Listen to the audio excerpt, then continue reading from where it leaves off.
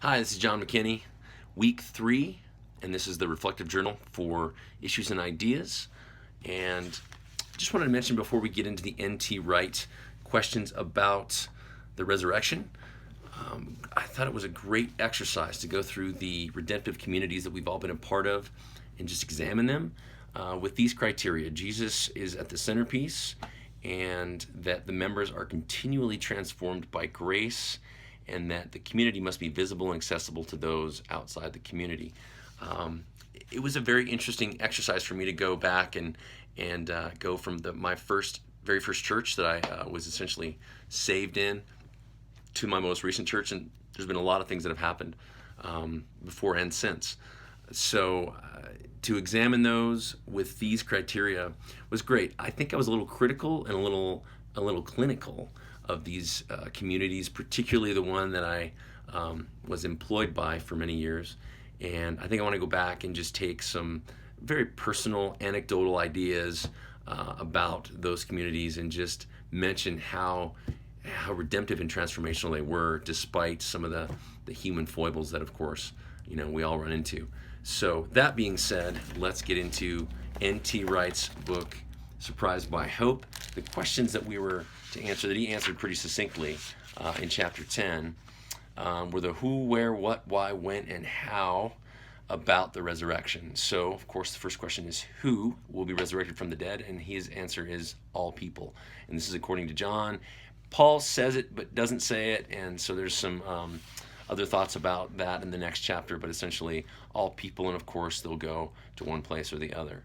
Where will this resurrection take place? And this will be on the new earth, joined with the new heaven. And a quote from the book says, God is the creator, and his new world will be exactly what we need it and want it to be, with the love and beauty of this present world taken up and transformed. Well said. I think that's a great way to put it. I think of it sometimes as everything that we know now and enjoy without sin, which is real hard to kind of imagine, because we've never been in a world or even in a moment without sin kind of being pervasive in that moment. So that'll be an awesome day and quite interesting to try to imagine. And then what will precisely the resurrected body be? And so this comes from The Great Divorce by C.S. Lewis, as N.T. Wright quotes, that the bodies that we have will be more solid, more real, more substantial than our present ones, incorruptible, inoculated to illness, and eternal. So that'll be awesome. The next question is, why will we be given these new bodies? And the answer to that is that we would rule wisely over God's new world, new creation, new heaven, new earth. We need all the strength and the incorruption to do that, and that's the reason. And a quote here is that we will be enhanced and ennobled and given back to us to be exercised to his glory. So our bodies will be enhanced and ennobled and given back to us to give back to him. And there's this reciprocal thing that should be happening now to a degree. Of course, we've got sin and sickness all entangled in what we do now. So these are some of the quotes from the book that I think are worth it. And then he mentioned something about reward, which I thought was very interesting. Many Christians think about the reward system in heaven, and that they're offended by it because we're, of course, supposed to be saved by grace and grace alone, not a works-based theology. And I love how N.T. Wright puts it. It's more like working at a friendship or a marriage in order to enjoy the other person's company more fully. So we will know God.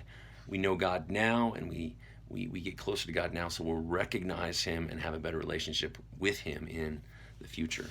When will this happen? This will happen at his coming. So there is sort of a intermediate state for the soul between death and his second coming. And that's not purgatory. It's just a place where the soul rests until it is joined with this new body. And the answer to the question, how, he quotes John Pillinghorn and says, God will download our software into his hardware until this time when he gives us new hardware to run the software again. And then, of course, how is by the Spirit. I've gone past my time, so thank you so much. We'll see you next week.